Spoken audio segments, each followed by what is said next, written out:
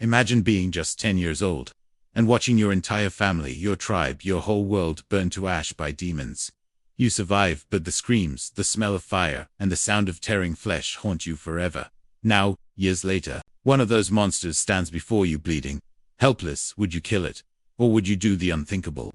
If you've ever dreamed of seeing karma hit back against monsters, you're going to want to stick with this one. This story is about pain, betrayal, and revenge that simmers for years before it finally explodes. Hit that like button, subscribe for more stories of justice.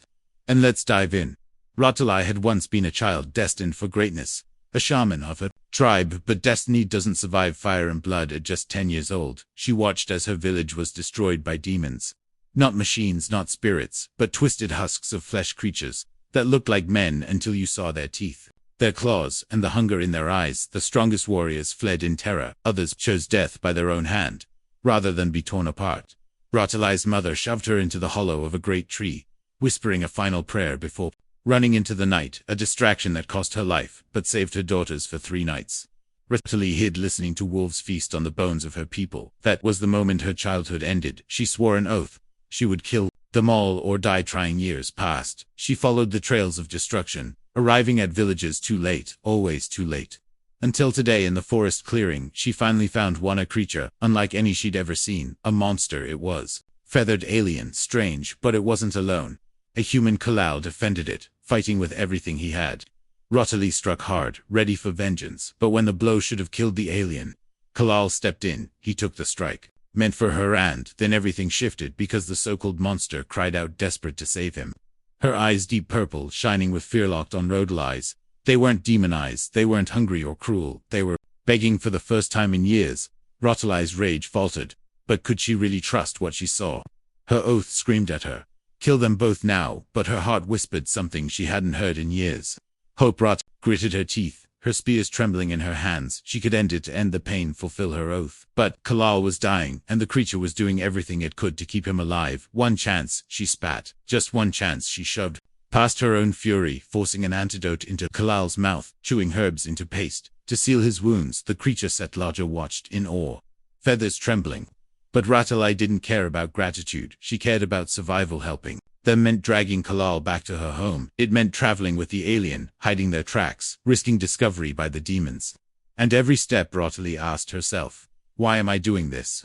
The journey was agony. Kalal unconscious on a makeshift stretcher, said Laja, stumbling behind, clumsy and loud. Every snapped twig made Ra-Tali wince. Be silent, she hissed. But said Laja was no hunter, no warrior, no god, just a burden. Ra-Tali mocked her in silence. Maybe the gods had cast her out because even they couldn't stand her incompetence, and yet Kalal trusted her. Why? What did he see that Ra-Tali could not? As the sun bled red into the horizon, rain began to fall. It masked their scent, hid their tracks. For a moment, Ra-Tali felt almost safe, until they reached the guardian tree, her secret home, her sanctuary. She led them inside, glowing moss illuminating the sacred space where no one else had dared live. Setalaja marveled. Ra-Tali only felt tired. She laid Kalal down, treated his wounds, and finally sleep claimed her. Lulled by the rain on the bark, but safety was an illusion. Not far away, the true demons were already on their trail. Giltic, a commander of the harvesters, examined the cave where his drone had vanished. His soldiers whispered theories. Was it a trap? Were the humans becoming clever? Giltak's glow marks flashed with irritation. Clever apes, he sneered. Perhaps, but then his scout returned muddy tracks. Human footprints, and something more, not just human, something else walked with them. Giltak's eyes glistened. They had found evidence of a survivor, and this time he vowed nothing would escape. As rain hammered the forest, Ra-Tali slept in the arms of the guardian tree, unaware that fate was closing in. Her enemies were near. Her burdened heart wrestled with questions of gods, demons, and trust. But one truth remained sharp as her spears. If Setalaja betrayed her, if Kalal died because of her, vengeance would fall, and this time it would not be delayed. Because Ra-Tali had been waiting for this her whole life, and the demons had no idea. The hunter had finally found her prey. This was no longer about survival.